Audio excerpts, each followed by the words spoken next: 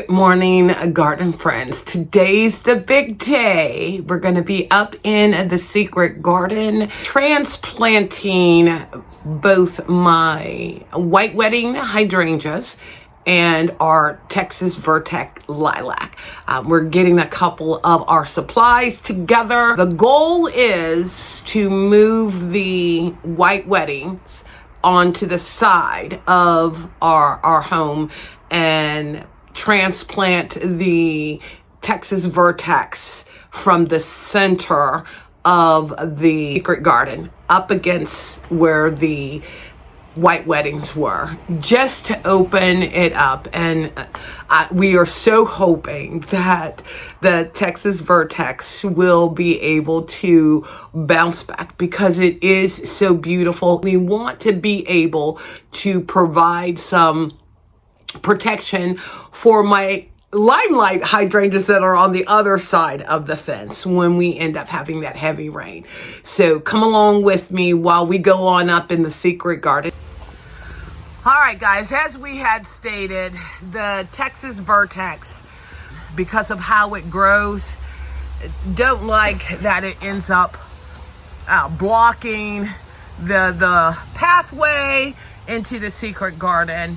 And where the two white weddings are, that is where we're going to be putting the Texas Vitex. Hopefully being able to transplant it successfully because it is beautiful. Now, one of the things that we are going to do to give us more maneuverability once we get all the gravel moved away, so that we can see where the roots are, we're going to also trim the tree back. It'll make it a whole lot easier and us transplanting. But this is where we're going to end up placing the white weddings. One on this side of my statue and one right here. And like I said, part of the reason of doing it is there's just too much exposure for when we have that heavy rain that it ends up beating down the white weddings. And as you can see how nicely my bobo looks over here, I want that same aspect for the white weddings because they both get about the same size. And I think that'll look really nice flanking the sides, each side of my statue. So let's go ahead.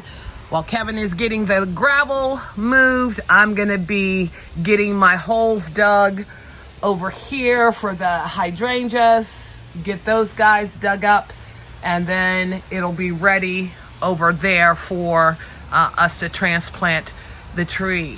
But guys, the secret garden is looking really nice, so, and then I'm going to be adding some plants up in here. I forget the names of them, but I'll bring them. But it doesn't seem like my Veronicas are doing too well up here. My sweet pea is doing well, so I'm happy about that. And that is the perennial sweet pea. But do have some perennials that I'm going to be planting where the Veronicas are, because they don't seem to be bouncing back. But I'm going to transplant them into a container and see if I can overwinter those because I so love how they look. Kevin's going to start getting the gravel away from the tree. I'm going to start digging the holes for the hydrangeas over here. Let me get the shovel.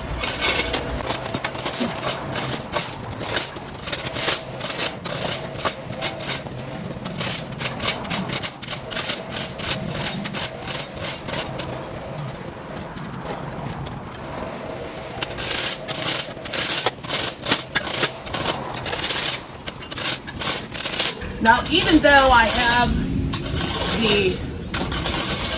these oxtails here, I'm going to leave the bulbs here, and they can come up and be protected from the direct heat from the hydrangea.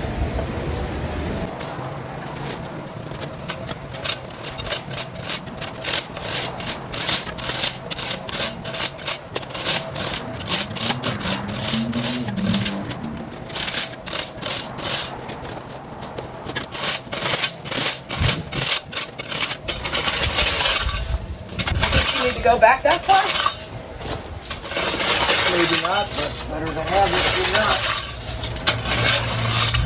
And before we dig it up, you're gonna trim it, right? Yeah. I think if you take it all, like where the Y's are, cut them down. Above or below? Above, like right there. All I think all of them. including here. Yeah, take all that out.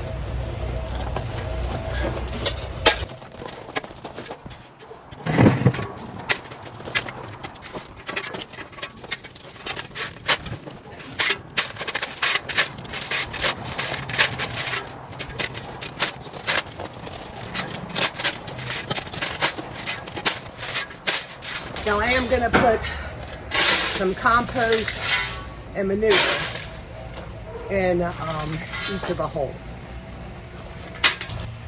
All right, so Kevin got a good, what is that?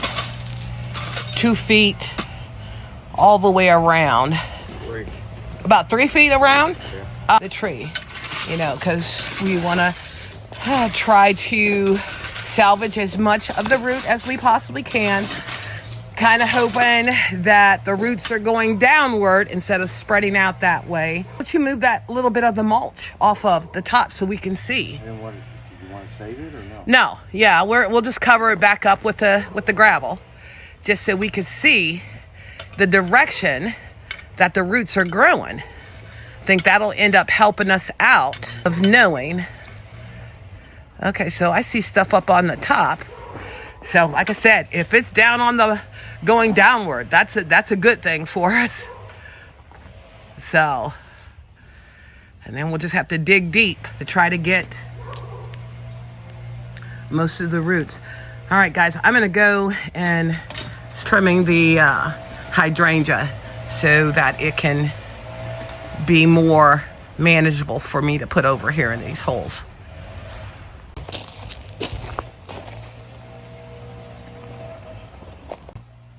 All right, guys, so I'm just really going to be trimming the flowers off. I don't care, just so that it makes it a whole lot easier for us to be able to move this around. So I had cut it earlier when it was tipping over and it's like new growth, but these guys grow on new wood. So I'm going to do a hard cut so that we can go ahead and get these guys dug up. All right, so I got to cut back. Took it down just a little bit lower, like I said, so that it's manageable.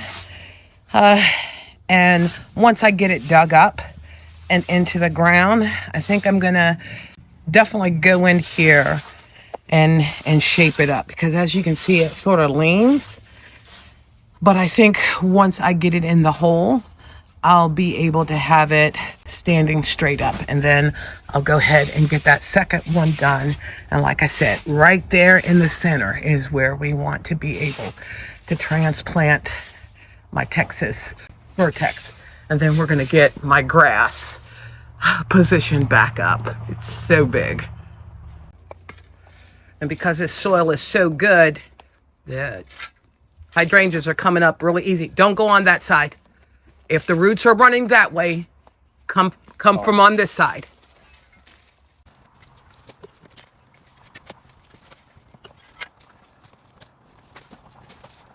Yeah, that way. Even though I'm going to trim some of the roots off, I want to try to make sure we get as much of them as we possibly can. Okay, so we got the hydrangeas planted over here. We did move up the statue and have it more balanced between the two of them. But I think that's going to look nice to have the white flowers of the hydrangeas with my encore here with the pink flowers, and then everything else that ends up growing in here.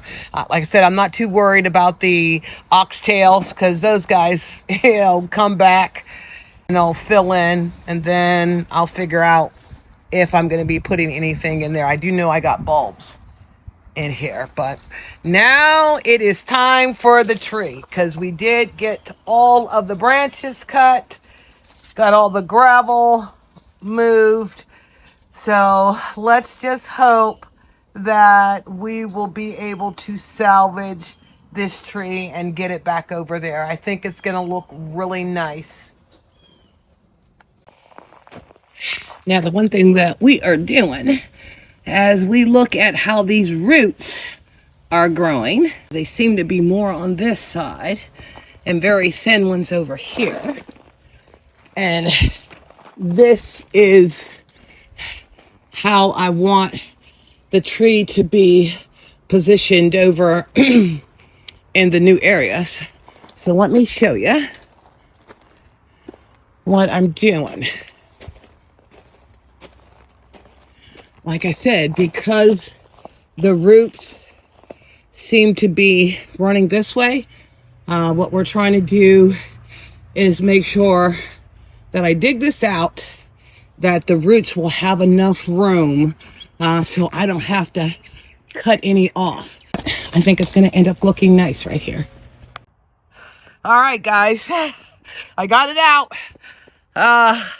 These roots were tough, but as you can see, there is a lot of good, healthy roots on here. I had to take my loppers and clip some of them, and then Kevin's Sawzall for some of the real thick ones. But I am going to keep my fingers crossed that putting compost and the biotone, giving this guy a good watering, this baby is going to be able to bounce back. Oh my goodness. This was no joke, guys, getting this out of here. So we're going to go ahead. The hole is already dug over there. Like I said, I'm going to put some compost and manure and biotone in here and water this rascal. Now, part of the reason why I left some of the leaves on, because that'll let me know, how much shock, if it's going to bounce back, if I end up getting, new shoots on here. So that's part of the reason why I did leave some of the leaves. All right, guys, we got the tree planted. And like I said, I left some greenery on there. So that'll be my gauge to see how the transplanting ends up going. And the one thing that I love about this is now it's giving me more space underneath the Texas Vitex for some possible part sun plants, because the tree will act as a shade for it. I did plant, I think these guys are called something balls. They will only get 2 feet wide, 3 feet tall in here. And then, like I said before, I got bulbs in here. So I am really happy to see how this ends up doing. And like I said, because of the height that this will get, it will get taller than my limelight hydrangeas. And I'm kind of hoping that when the leaves and the branches extend out, it'll act as a buffer for that direct rain coming down, that it will not beat down the flower plumes. So this was definitely a chore. So I'm going to go ahead and get this bed watered again, because I did water it while it was in the hole, let it drain, and then we put in some compost and manure mix with some of the native soil, and then I just topped it off with the remaining compost, just to up my game for this tree to bounce back and give us those beautiful blooms. I pretty much did the same thing over here. Put some more compost and manure mixture in the hole, and then just topped it off. And what I'm going to do is a couple of the plants in here I'm going to move around. I got some pansies just to add some color. My oxtails, these ones that look kind of tattered. I think I'm just going to cut them down because this here is my tick seed. I got some candy tuft. That is evergreen. Because I put the white wedding hydrangea there, I'm going to move it because it does get tall. And I think I'm going to move it over into that area over there to gain some more height, so that when the full flag irises and the purple irises, the Dutch irises, once those guys bloom, to be able to have that wispiness. And over in this section, what I am going to be putting there are these guys. This here is the Blue Bayou hyssop. It is going to get 16 to 18 inches in height. The width that I'm spreading these guys out is 14 to 18, which is good.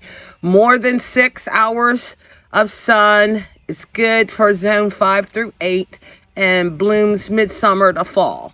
And I think that is going to look really pretty to give me some fall color, and the fact that it's a perennial. So I got 6 of those. So on each side of the obliques where the perennial sweet peas are, and those are pink and white. And so I think that is going to look really pretty on each of the sides of the obliques with the sweet peas. So I'm going to end up getting that done. Last but not least, this area we have been trying to grow grass in here with no success.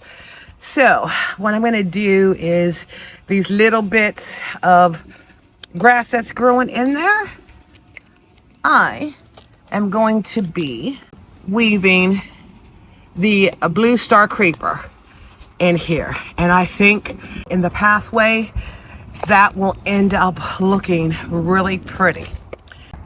Okay, so I came in with my little cutting knife. I don't know what the name of it is, but went in there and dug down in any of the grass that was in there, got it out all the way down to the roots. And like I said, we've been trying to grow grass in here for 2 seasons, and it's just sporadic. So that's part of the reason why I am going to be planting my blue star creeper in here. What I want to do, because this soil, I don't know what's up with it, I'm going to wet it down, get it packed, and then I'm going to put the compost and manure mix and start planting the creeper in here. All right, now with this wet, I want that soil to pack down before I put the compost and manure mixed in here.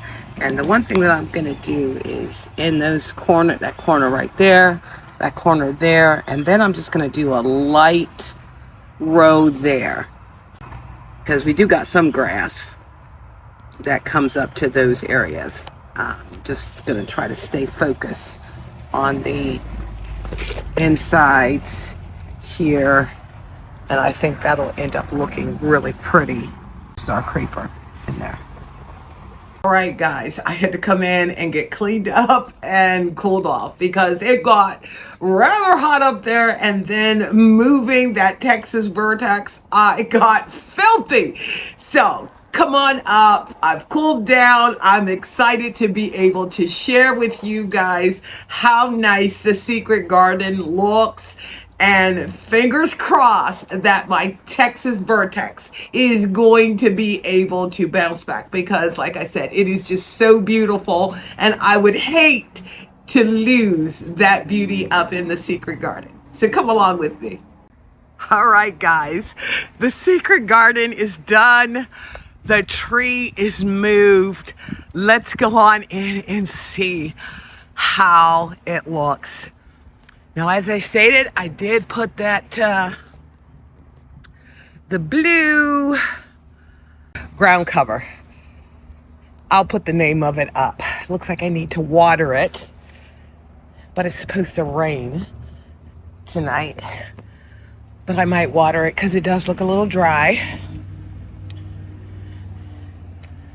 Having the hydrangeas over here, I'm loving it. And the pansies and violas, just to add a pop of color. And I'll continue to feed those so they end up filling in. But I'm loving that the white wedding hydrangeas are going to be here. Having this area open is definitely a game changer to being able to walk through the secret garden. Now, so far, I mean, there is some dieback on the leaves, but one of the things that I did check just to make sure that the tree is still healthy. Look at that. We still got that cambium layer nice and healthy.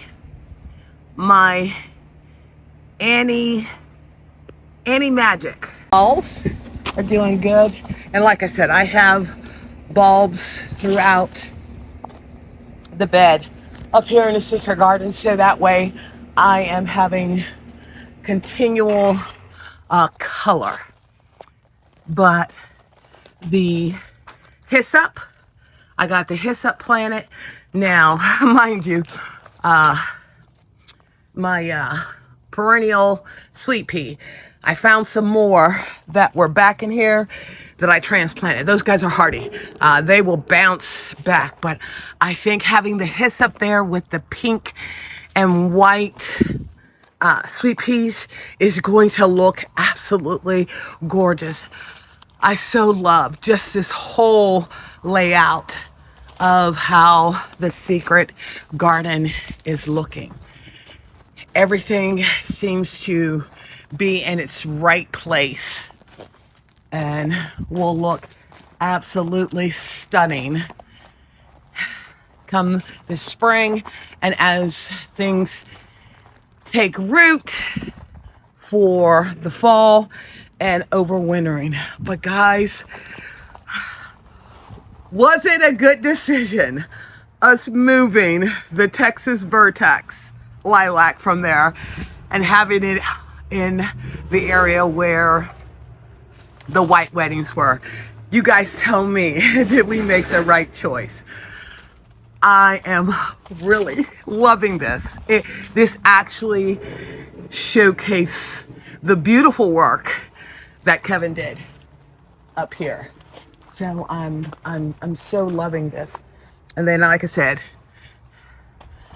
cannot wait until the blue star creeper fills in. But I'm gonna go ahead and water it.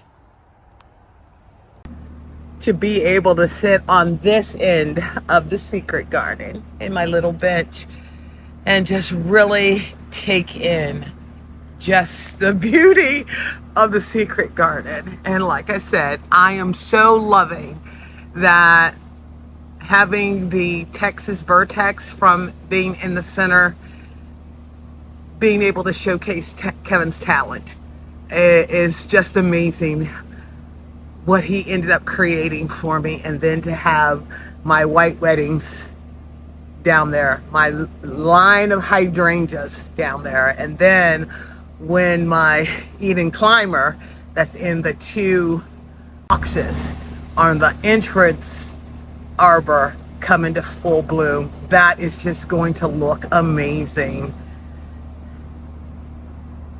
Guys, this is good. I am really happy. And then too, this will end up providing some shade when I'm sitting over here on the bench. All right, garden friends, I hope you are just excited as I am of the transformation in our secret garden. Well, thank you again for visiting Inspiring Garden Corner, and I look forward to you checking out my next video, and I so appreciate your support. And if you enjoy my content, please consider liking, sharing, and subscribing. Bye now.